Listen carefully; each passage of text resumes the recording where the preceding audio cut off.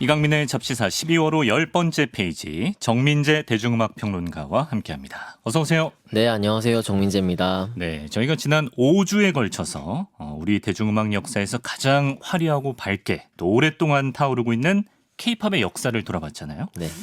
오늘 떠나볼 대한민국 가요계 10대 순간 어떤 순간으로 가볼까요? 오늘부터는 이제 K-팝 그 너머에 있는 우리 가요에 대한 얘기들을 해보려고 하는데요. 사실 K-팝이라고 하면은 메인스트림의 어떤 결정체라고 할 수 있을 것 같아요. 주류. 네, 음악적인 성격이라든가 그리고 발매 형태 그리고 마케팅 여러 가지 측면에서 완벽하게 상업적인 음악인데 이것과 정반대로 가서요. 네. 독립적이고 주체적인 그러니까는 흔히 얘기하는 인디펜던트한 인디 음악, 뭐 언더그라운드 음악 그런 우리 가요사 속 인디 음악의 결정적인 순간들에 대한 얘기를 오늘 좀 해보려고 합니다. 제가 평소에 이 용어가 좀 제 머릿속에서 혼동이 돼서 궁금했었는데 언더그라운드 음악, 인디 음악이 정확히 어떤 똑같은 개념은 아니잖아요. 사실상 크게 다르지 않은 개념인데요. 네. 그러니까 영미 용어로 봤을 때는 인디 음악이라는 인디 뮤직이라는 것 자체가 인디펜던트에서 나온 거예요. 독립적인. 그래서 거대 자본에 종속되어 있지 않고 뭐 물론 회사가 있더라도 좀 소규모의 그래서 좀 아티스트의 어떤 주체적이고 자기 결정적인 그리고 좀 자아 표현적인 그런 음악들을 인디펜던트 뮤직이라고 했는데 자본으로부터의 독립이에요. 그렇죠. 그러다 보니까 이런 음악들이 물론 주류로 가는 경우도 있었지만은 네. 보통 주류로 가지 못하고 어떤 지역에서 네. 혹은 뭐 일정 기간 동안 네. 어떤 씬을 형성하고 활동하는 경우가 많았거든요. 네, 네. 그러다 보니까 이거를 오버그라운드가 아닌 언더그라운드다 이런 식으로 표현을 했던 거죠. 그럼 인디는 언더그라운드에 포함된 개념으로 그렇게 볼수 봐야 할 있나요? 것 같아요. 그리고 이게 우리 식으로 보면은 인디 음악이라는 말은 90년대 이후에 좀 흔하게 쓰였는데요. 네, 맞아요. 그 전에는 언더그라운드라는 얘기를 많이 썼던 것 아하. 같아요. 그래서 뭐 대학로 언더그라운드 혹은 뭐 신촌, 네. 뭐 명동 이런데 언더그라운드 가수들, 포크 가수들 뭐 이런 표현을 했었죠. 근데 결국은 의미적으로 봤을 때는 크게 다르지 않은 개념으로 봐야 할 것 같아요. 이 뭐 마이너리그, 메이저리그처럼 뭐 인디가 오버가 언더보다 더 낫다 이런 개념은 절대 아니죠. 절대 아니고요. 약간 활동 방향이 다르다. 근데 이제 인디에서 활동하다가 주류에 포착이 되는 경우도 있었고, 그래서 메인스트림으로 올라오는 경우도 있었고 하긴 했지만, 그리고 비판하기도 하고. 그렇죠. 그리고 언더그라운드에 있더라도 꼭 그런 자기 표현적인 음악을 하지 않고 뭐 그냥 뭐랄까 뭐 사랑 노래도 할 수 있고 뭐 커버곡도 할 수 있고 하는 거지만 네네. 어쨌든 형태가 좀 다르다라는 거죠. 그렇군요. 이렇게 한번 정리를 해보고 우리 가요계 역사로 들어가 보겠습니다. 우리 가요사에서 언더그라운드 음악을 이해하기 위해 1979년으로 먼저 가보겠습니다. 79년 3월에 조동진이라는 가수가 1집을 발매한다고요. 네, 79년 3월에 조동진의 1집이 나왔는데요. 이 앨범에서 겨울비라든가 행복한 사람, 뭐 작은 배 이런 노래들이 히트를 해요. 네. 근데 이 앨범이 30만 장이 넘게 팔렸습니다. 와. 근데 뭐 사실 30만 장이면 300만 장도 아니고 뭐 이런 정도의 히트 앨범들이 아주 없진 않았거든요. 그래요? 근데 30만 정도면? 물론 많이 팔린 거지만 네. 근데 뭐 이 앨범을 특별하게 기억해야 하는 이유는 조동진이란 가수는 텔레비전의 수혜를 입은 가수가 아니었기 때문이었어요. 그러니까는 우리가 전에 얘기했듯이 80년 12월에 컬러 TV가 시작이 되고 그렇죠. 예. 근데 컬러 TV 시작되기 전에도 이미 흑백 TV가 있었고 네. 그리고 뭐 대학가요제 있었고 뭐 강변가요제 있었고 이런 가요제들이 있었단 말이에요. 그래서 텔레비전의 스타가 곧 이제 음악계 스타들이 다 텔레비전에서 나오고 했었는데 네. 이 조동진 씨라는 분은 조동진의 음악 겨울비 이런 노래들이 라디오에서 나왔어도 네. 텔레비전에서는 볼 수 없었단 말이죠. 출연을 안 한 거죠, 가수가. 그렇죠. 그러니까는 예. 한마디로 얘기해서 얼굴 없는 가수다 그렇게 얘기를 했던 거죠. 제 세대에게 얼굴 없는 가수는 그 초창기의 김범수 씨나 왁스, 조성모 씨 이런 네네. 느낌인데 원조는 조동진 씨다. 그렇죠. 뭐 텔레비전에 출연하지 않은 것도 많이 있었겠지만 이렇게 흥행하면서도 텔레비전에 나오지 않았던 그런 가수였는데요. 그 앨범에 어떤 곡들이 있었어요? 그러면? 뭐 작은 배라든가 행복한 사람 이런 곡들이 있었는데 바람 부는 길. 근데 원래 이 조동진 씨는 미 8군에서 음악을 시작했어요. 그래서 기타리스트로 시작을 했었고 네. 밴드를 했었고 그러면서 작곡가로서 뭐 양희은 씨라든가 뭐 김세환 씨라든가 이런 분들에게 곡을 제공했던 가수였어요. 음악가였죠. 네. 그래서 작은 배라는 노래도 양희은 씨에게 원래 갔던 노래고 아. 행복한 사람은 김세환 씨가 먼저 녹음을 했었고 네. 뭐 바람 부는 길은 송창식 씨가 했었고 네로라는 가수들이. 그렇죠. 그러다가 이제 음악 활동 13년 만에 처음으로 자신의 1집을 낸 거였습니다. 아, 그러면은 그 이전에 다른 가수의 목소리로 이 곡들을 들었던 분들은 조동진 씨의 존재를 몰랐던 분들도 많았겠네요. 그렇죠. 그 중에서 작은 배라는 곡 하나 정도만 조동진 씨가 어떤 옴니버스 앨범에서 녹음을 한 적이 있었는데요. 네. 어쨌든 우리 음악인들 사이에서 네. 이 관계자들은 조동진이라는 이름을 알고 있었어도 어. 대중 입장에서는 조동진이라는 수 이름이 있다. 생소했었죠. 아, 그렇군요. 그리고 이 앨범에 우리가 또 주목해야 될 이유가 바로 음반사가 주도한 앨범이 아닌 아티스트, 창작자가 주도한 앨범이기 때문이라고. 네, 이 포인트가 중요한데요. 네. 아까 처음에 얘기했듯이 인디라고 하면 인디펜던트예요. 독립적인. 그래서 가장 중요한 정신 중에 하나가 DIY거든요. Do it yourself. 네. 뭐 한창 우리가 얘기를 많이 했던 때가 있었는데 가구 조립하고 그렇죠. 이럴 때도 DIY 스웨덴 가구다. 가구. 그렇죠, 그렇죠. 그랬었는데 이 앨범이 그런 형태였어요. 그러니까 이분이 한 스튜디오, 그러니까 오리엔트 스튜디오에서 세션 밴드를 했었는데 동방의 빛이라고 하는 여기 기타리스트였어요. 세컨드 기타리스트. 네. 근데 이 당시에 이제 오리엔트 스튜디오에서 이 멤버들하고 같이 녹음을 했던 앨범인 거죠. 아, 그래서 뭐랄까 음반사에서 주도를 해서 만들었던 앨범이 아니고 네. 이분이 이렇게 녹음실에 머무르면서 하나씩 만들어갔던 그런 앨범이었기 때문에 네. 조금 달랐던 것 같아요. 그래서 지금 개념으로 보면은 어떤 인디의 효시, 언더그라운드의 대부입니다. 그래서 이분의 별명이. 아, 그렇군요. 네, 네. 자본으로부터 진짜 독립한 거예요. 유통 거대한 시스템에서부터. 그렇죠. 예.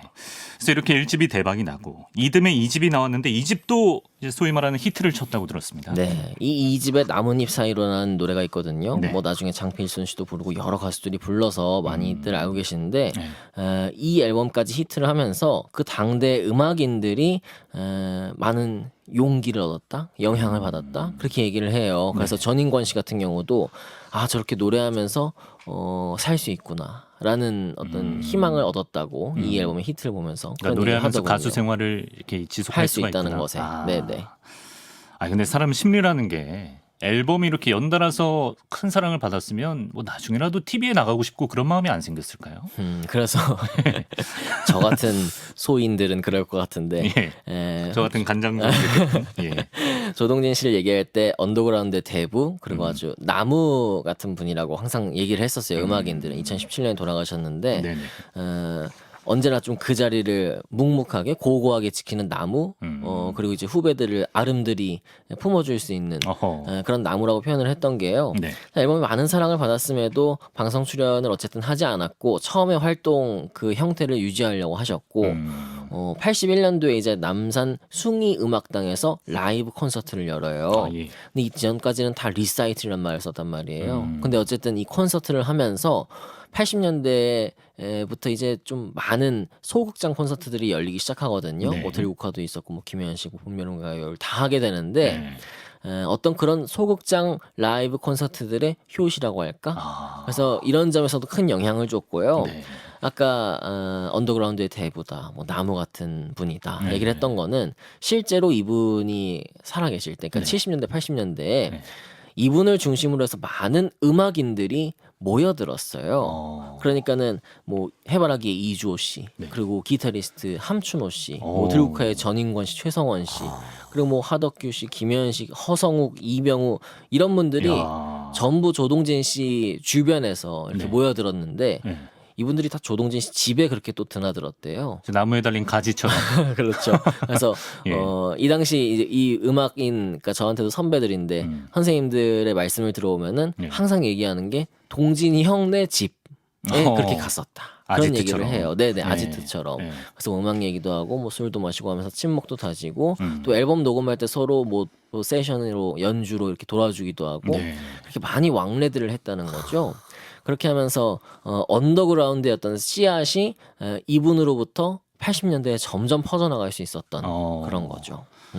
그러니까 요 세대 뮤지션들 중에 제가 지금 그 이름 석자를 알고 있는 분들은 다들 진짜 전설한 거장 네네. 이런 분들인데 그 이름들을 쫙 나오니까 그 아지트라는 공간이 더 신비롭게 느껴지는 것 같아요. 그분들의 어떤 선배, 네. 정신적인 지주, 형 이랬던 그렇죠, 거죠. 조동진 씨의 위상이었습니다. 네. 그러니까 이제 TV 출연을 안 해도 앨범 판매 또 공연으로도 이제 가수 생활 지속이 가능하다 이런 희망을 보여준 싱어송라이터인 것 같습니다. 네. 또 다른 언더그라운드 아티스트를 만나보겠습니다. 이번엔 1985년으로 가는군요. 네, 85년도 인기곡들을 먼저 쭉 한번 돌아오면은 전영록의 불티가 있습니다.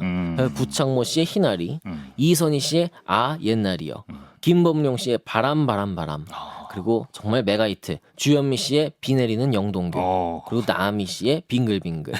그리고 이때도 조용필의 시대였는데요. 네. 어제 오늘 그리고 여행을 떠나요, 미지의 세계, 허공, 그 겨울의 찻집, 이게 다 85년도에 나왔습니다. 지금도 뭐 경연 프로나 오디션 프로그램 보면 다 이 노래들을 리메이크하던 그렇죠. 곡들인데요. 그리고 지금까지도 라디오에서 너무나 자주 나오고 그렇죠. 많은 분들이 사랑하는 그런 노래들인데 네. 이게 다 한 해에 나왔던 거예요. 와. 그러니까는 그야말로 가요의 황금기였던 거죠. 85년.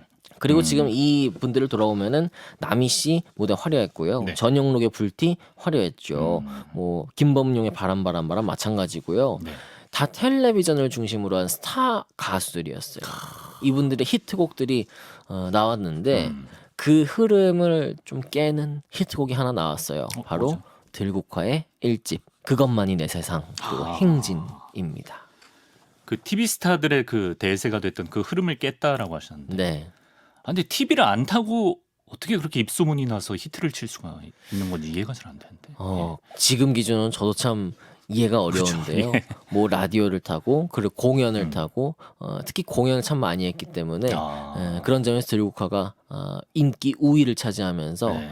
뭐 이따가도 얘기하겠지만은 이분의 들국화의 음반이 동아기획에서 나왔거든요. 네. 동아기획 당시 대표였던 김영 대표는 네. 들국화 앨범이 성공하면서 우리 가요 시장의 어떤 앨범 판매들이 점프를 하기 시작했다. 그런 식으로 얘기를 할 정도로 그래요. 많은 사랑을 받았죠. 그 얘기 자세히 들어가기 전에 전설의 락밴드 들국화의 1집 앨범 수록곡 그것만이 내 세상 잠깐 들어보겠습니다.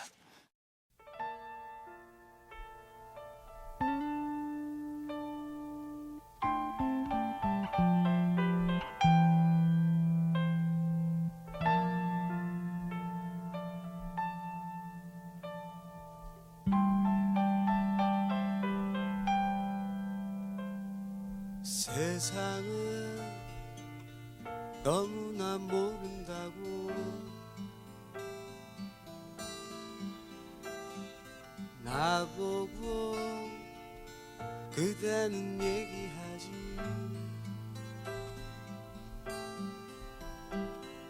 조금은 걱정된 눈빛으로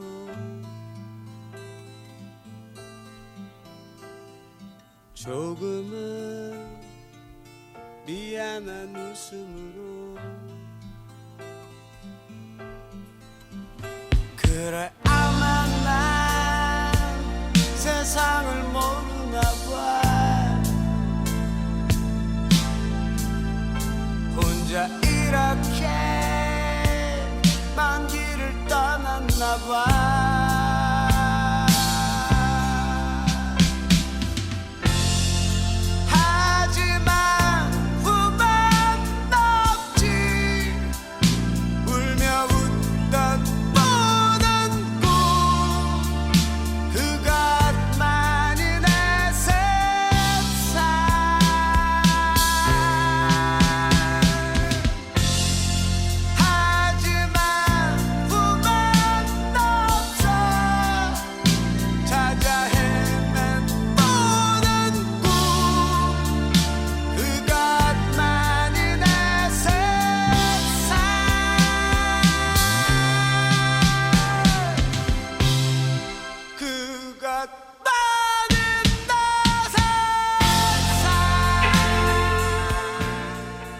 그렇죠. 방금 저 부분 딱 들어줘야 되거든요. 네네. 평소보다 그래서 좀 더 들은 것 같은데. 들국화의 그것만의 내 세상 만나봤습니다. 박정현 씨 리메이크 곡을 저는 사실 더 많이 들어본 것 같아요. 그러세요? 네, 저는 사실 그런데 전인권 씨 목소리는 진짜 독보적이네요. 예. 전 공연에서도 들국화의 공연을 봤었기 때문에. 아 정말요? 몇 년도예요?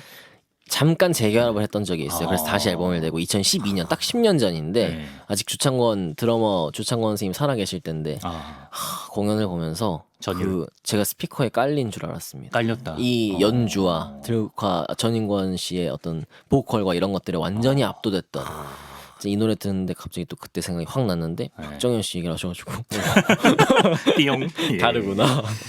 레전드는 확실히 레전드다. 네네. 그걸 느끼셨던 것 같고. 아까 그 동아기획 얘기를 좀 더 들어보고 싶어요. 네. 그 대표 이름이 그 김영이라는 네. 분. 네네. 그래서 동아기획 사단, 김영 사단 이렇게 얘기하는 것 같은데 네네. 썰 좀 풀어주시면. 김영 대표가요. 60년대 말에 이제 통기타 붐이었잖아요. 60년대 70년대 통기타 붐이었는데 그 통기타 붐 당시에 기타 학원을 차려서 완전히 대박이 났던 큰 돈을 벌었던 그런 인물이었대요. 네. 근데 이제 이때 당시에도 음반 제작을 좀 하긴 했는데 네. 그다지 성과가 없었고 그러다가 이제 나중에 우리가 또 얘기하게 될 대마초 파동이 일어납니다. 그러면서 통기타 붐이 싹 꺼져요. 아 그래요? 네, 그랬는데 그 시점 즈음에 78년도부터 네. 이제 음반 가게를 엽니다. 광화문에서 소매점. 네. 이름이 박지영 레코드였는데 네. 박지영 씨는 이제 아내분. 그래서 이제 박지영 레코드 이렇게 됐었거든요. 근데 이게 뭐 또 상당히 사랑받으면서 2호점까지 나올 정도로. 그러니까 제가 볼 때는 사업 수완이 있었던 분 같아요. 그러네요, 그리고 진짜. 좀 해안이 있는 분. 네. 그래서 어쨌든 음반 가게를 하면은 네. 사람들이 어떤 음악들을 좋아하는지 어떤 앨범들을 사가는지 이런 걸 알 수 있잖아요. 네. 그러면서 음악계의 흐름을 좀 파악을 했었다. 그런 얘기를 하더라고요. 그래서 이분 피셜, 김영 피셜 네. 그 당시 레코드 가게에서 팝, 가요, 클래식을 있으면은 팝이 압도적인 판매량, 가요는 이거에 비해서 아주 극소한 판매량만이 나갔었다. 그래요? 네, 그렇게 얘기를 하시더라고요. 팝이 훨씬 인기였구나. 네네. 그러니까 이때 뭐 음반 가게라고 하면 지금 우리 음원 사이트에 있는 그 뭐 수박 그런 차트 거죠. 약간 이런 역할도 했던 것 같아요. 그런 거죠. 네. 사실은 뭐 그때는 들으려면 무조건 사야 되니까.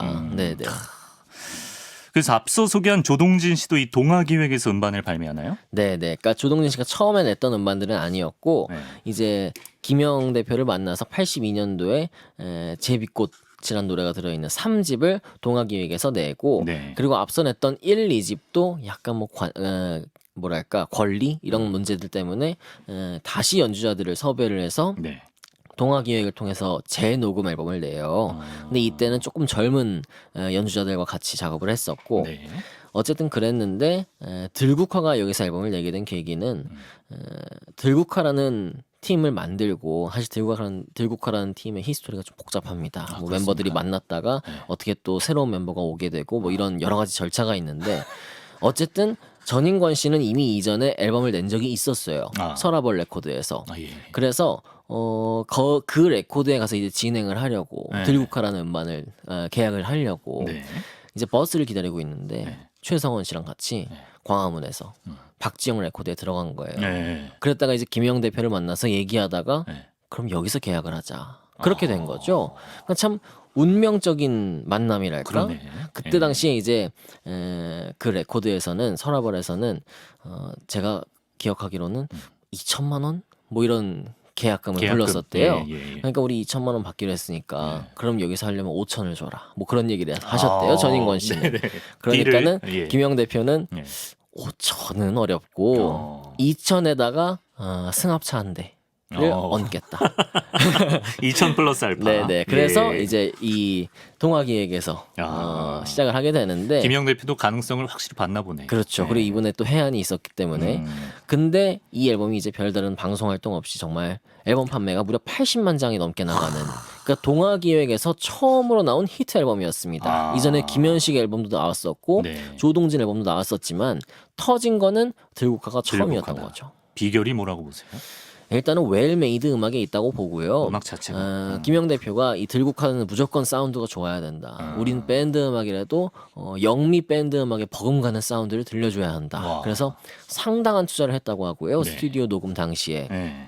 그리고 라이브 콘서트를 굉장히 많이 했었고 그런 것들이 참 주요했다고 보고 그리고 방금 들었다시피 그것만이 내 세상 그리고 또 행진 어떻게 보면 젊은이들의 어떤 가슴을 깨우는 행진. 네, 들끓는 예. 그런 노래란 말이에요. 근데 이때 당시에 시대적인 배경이 또 군사정권 시절이고 또 민주화 운동에 대한 후유증이 있었고 또 상처가 있었고 또 그런 민주화에 대한 열망이 있었고 이미 다 끓어오르고 있었어. 이런 예. 것들에 정말 기름을 부은 그런 앨범이 아니었을까 휘발유고. 예. 그런 생각이 들고요.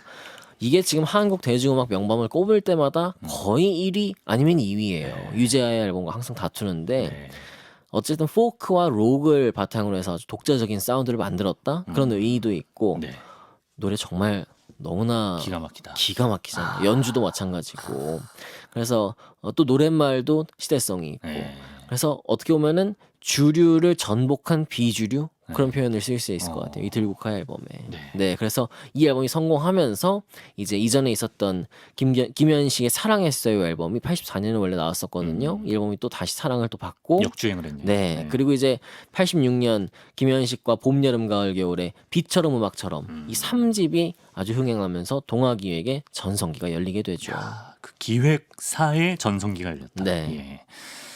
그 대표 김영 씨가 가장 아꼈던 인물이 고 김현식 씨라고 들었어요. 네, 그러니까는 뭐 인터뷰 같은 것들을 보면은 김영 대표가 동아기획에서 냈던 앨범 중에서 가장 아낀 앨범이 뭐예요? 그러면은 잘 대답을 안 하십니다. 아, 그건 좀 대답하기가 어렵다. 뭐 다 너무 자식 같은 앨범들이고 항상 이런 얘기를 하는데 가장 아꼈던 가수는 주저없이 김현식 이렇게 얘기를 항상 하시더라고요. 그래서 이분에 대해서 음악에 대한 열정과 집착이 어마어마한 사람이었다. 빨리 떠난 것이 너무 아쉬울 뿐이다. 그런 얘기를 했고 김현식 씨가 이제 돌아가신 다음에 내 사랑 내 곁에라는 앨범이 나오거든요. 6집.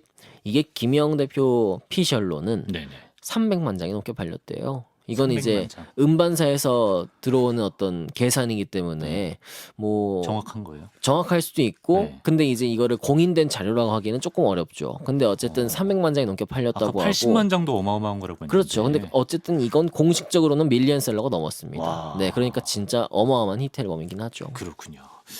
한번 만나보겠습니다. 김현식 씨 사후에 발매된 앨범이자 1991년 제6회 골든디스크 대상을 수상한 곡이기도 하죠. 김현식의 내 사랑 내 곁에 잠깐 듣고 오겠습니다.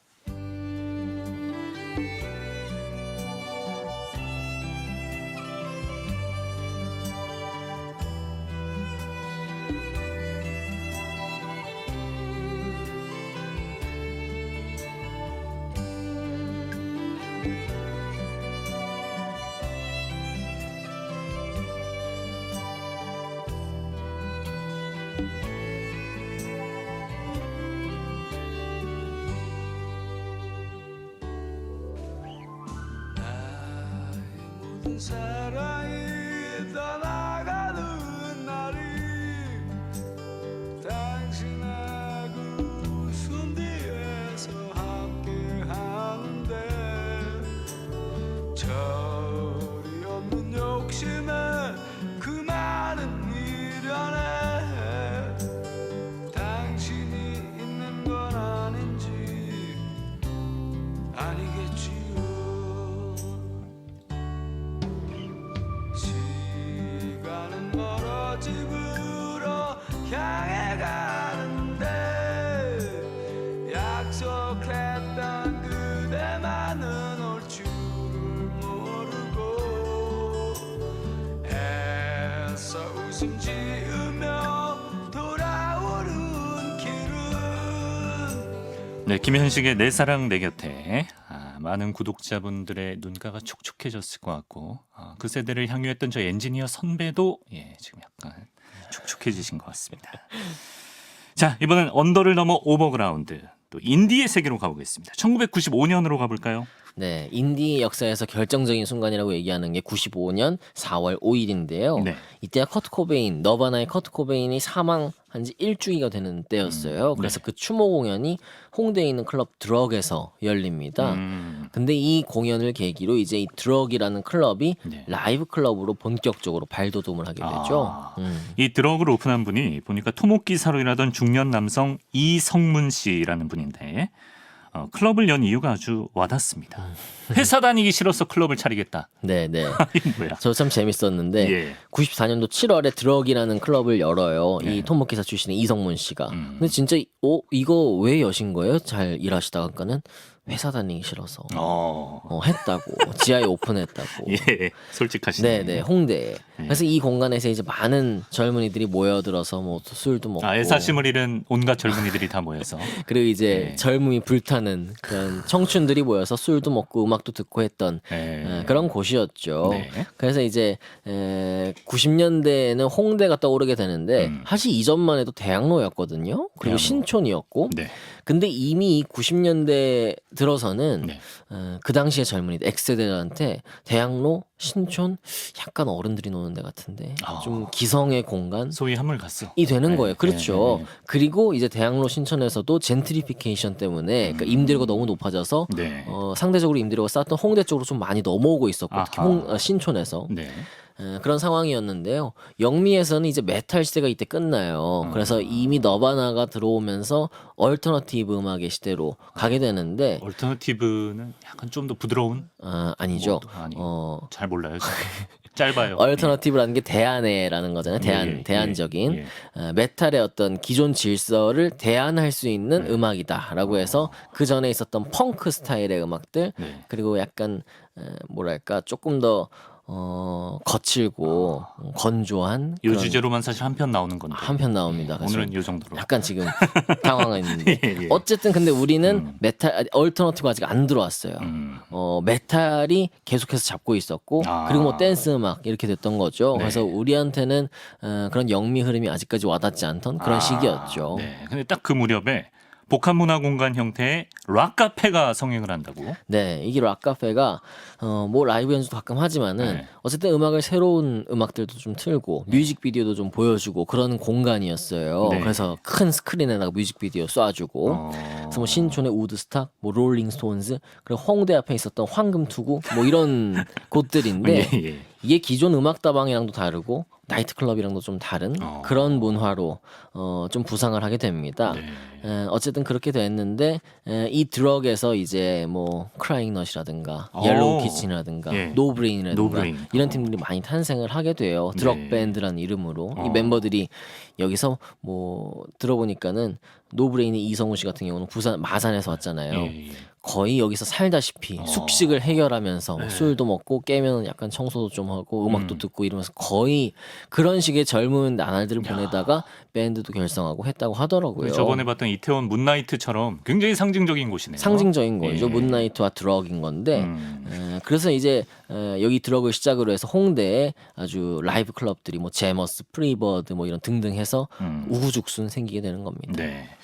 그러던 와중에 1995년 12월에 우리말로 쓰여진 최초의 펑크 노래 크라잉넛의 말달리자가 발표되는데 이거는 저 학생 때도 많이 불렀던 건데 이렇게 오래된 노래였어요? 그럼요. 이때 나온 거였는데 사실 이 크라잉넛이라든가 이런 팀들이 라이브를 할 때 이전에는 그냥 펑크 영미의 펑크 곡들을 뭐 섹스 피스톨스라든가 뭐 이런 곡들을 이런 밴드의 노래들을 그냥 영어로 그대로 불렀었대요. 근데 아무리 불러도 사람들 반응이 이걸 따라 부를 수는 없는 거거든요. 그렇죠. 아무리 신이 나도. 영어가 익숙치 않은. 이게 좀 신통치 않았던 거예요. 네. 그러니까 우리도 우리말로 된 펑크 노래 하나 만들자 해서 말 달리자를 만들게 된 거고요. 좀 기념비적인 노래네요. 기념비적인 노래죠. 그리고 이듬해 이제 앨범에 실려서 더 큰 사랑을 받았죠. 이런 노래인 줄 몰랐습니다. 미처. 예, 크라잉넛의 말달리자 한번 달리고 오겠습니다.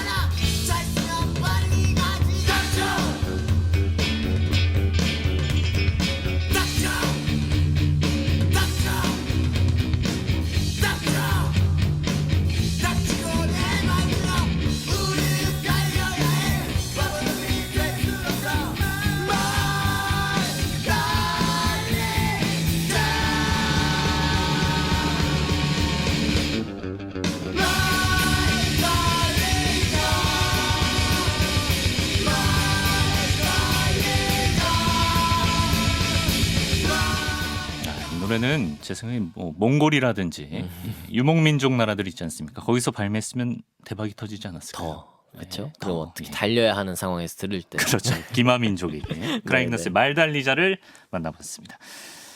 근데 2000년 중반에 들어오면서 이렇게 젊음의 성지였던 홍대 인근 클럽들마저도 이른바 젠트리피케이션 현상을 겪게 된다고 들었어요. 그렇죠. 그러니까 이 홍대 일대가 아까 방금 들었던 펑크 그리고 뭐 델리 스파이스의 차우차우 있잖아요. 너의 목소리가 들려. 그리고 뭐 언니 네이발관 이런 팀들 모던 락. 그러니까 펑크와 모던 락 두 축을 삼아서 막 발전을 했는데 네. 그러다 보니까는 또 아무래도 임대료가 올라가고 우린 항상 이 고질적인 문제인 것 같아요. 그렇죠. 예. 어쨌든 그래서 많은 클럽들이 사라집니다. 블루 데빌 같은 그 클럽은 여기서 자우림이 탄생했거든요. 아 그래요. 근데 이런 역사적인 공간도 네. 사라졌어요. 아 이런 건 진짜 남아야 되는데. 네네. 아 그리고 여기다 또 당시 인디 음악에 대해서 어떤 좀 좋지 않은 선입견을 갖게 한 사건이 있었어요. 아직도 좀 많은 분들이 기억하실 것 같은데. 저도 뭐였죠? 정말 잊을 수 없는. 저도 예, 너무 회자가 많이 됐어. 그때 혹시 본방 보고 계셨어요? 본방은 아니고 네, 네. 온라인에 막 그게 떠돌아다녔어요. 저는 예. 본방을 보고 있었어요. 2005년 7월 30일 MBC 음악 캠프 생방송 예, 음악 캠프. 예. 이때 저는 워낙 또 가요 좋아할 때니까 네. 보고 있는데 이게 어떻게 된 일이지? 눈을 의심하게 돼요. 알몸 노출 사건이 이제 생긴 거예요. 맞아요. 카우치라는 네. 팀이 막 좀 무대를 하다가 네. 그러면서 이 당시에 인디 음악 하면은 굉장히 저속한 거 그리고 사회에 반하는 거. 그래서 이때 팀들의 증언을 들어오면은 뭐 어디 홍대에서 밥을 먹고 있으면은 어쨌든 옷차림이나 헤어스타일 같은 게 좀 튀잖아요. 네. 머리가 이렇게 좀 뭐 반삭 스타일 뭐 이런 것들 있고 그러면은 엄마들이 애들을 데리고 가다가 쉬쉬하면서 손가락질하고 저런 아저씨들이 인디적이야. 인디적이야. 들으면 안 되는 이런 분위기가 됐다는 네. 거죠. 그럼 상당히 어려움을 겪게 됩니다. 인디 음악이 1차적으로 거의 몰락하는 수준까지 갔었죠. 몰락 직전까지 간 네. 인디 음악이었는데 요때 인디 음악을 견인해낸 대표적인 밴드가 누구죠? 바로 장기하와 얼굴들입니다. 아, 2007년에 싸구려 커피라는 네. 노래로 아주 신드롬을 일으켰는데 그쵸. 이 당시를 떠올려 보면은 우리 키워드가 88만 원 세대였어요. 아 요때군요. 네네. 그쵸? 예. 우리 청년들이 그러니까 IMF 시대 이후에 이제 2007년도에 성인이 된 88년생들을 포함해서 그러니까 IMF 이후에 뭐 대학생활했던 그 80년대생 청년들이 그 당시 우리 선배들을 보면은 뭐 대학 졸업하면 다 취직되던데 그렇죠. 그런 예. 낙관적인 희망을 갖고 있다가 음. 내가 지금 사회에 나와 보니까는 와 만만치 않은 거예요. 그리고 급여도 너무 터무니없이 적고 저성장 시대고 비정규직 이런 시대였는데 네. 그래서 막 그때 3포, N포 막 이런 얘기들이 나왔잖아요. 맞아요. 예. 그때 이제 장기하와 얼굴들의 노래가 아주 전곡을 찌른 거죠. 정말 장기하와 얼굴들 음악하면 딱 드는 이미지가 청년들의 현실과 심리를 아주 잘 녹여냈다. 네네. 네. 그래서 이 장기하 얼굴들 같은 경우는 장기하 씨가 토킹 헤즈라든가 뉴욕 펑크 밴드인데 그뭐 산울림이나 송골매의 영향을 받아서 또 주류 음악까지 좀 달랐고 네. 이분 말씀 들어오면은 내가 청년들을 대변하려고 했던 건 아니고 네. 그냥 내 경험을 그냥 실제로 쓴 건데 이렇게 됐다. 그냥 많은 이들이 본의 아니게 공감하면서 나를 이렇게 올려줬다. 그런 것 같아요. 근데 네네네. 듣기로도 예. 그런 얘기들을 많이 하셨고요. 네. 사실 그리고 이때는 아이돌 시대거든요. 그렇죠. 뭐 네. 빅뱅, 원더걸스, 카라, 소녀시대 등등인데 이들의 음악이 너무 휩쓸고 있으니까는 이때 항상 또 미니홈피 있을 텐데 그렇죠. 배경음악으로 조금 신선한 거 새로운 거 하고 싶다 어허. 이런 갈망들도 있었어요. 네네네. 그러다 보니까 여기를 파고든 게 이제 뭐 장기하와 얼굴들 시작을 해서 맞아. 브로콜리 너마저 제이 레빈 얘 미니홈피 가봤더니 와 전혀 못 들어본 다르네. 노래인데 10cm라는 팀의 노래 네. 뭐 또 옥상 달빛 검정 치마 이렇게 되면서 뭔가 느낌 있다. 인디 예. 붐이 다시 이제 올라간 거죠. 맞아요. 딱 요렇게 이어지는구나 네네네. 서사가. 전 제이레빗을 엄청 좋아해서 심지어 저희 프로그램 이제 진행자로 제가 기획안도 쓴 적이 있어요.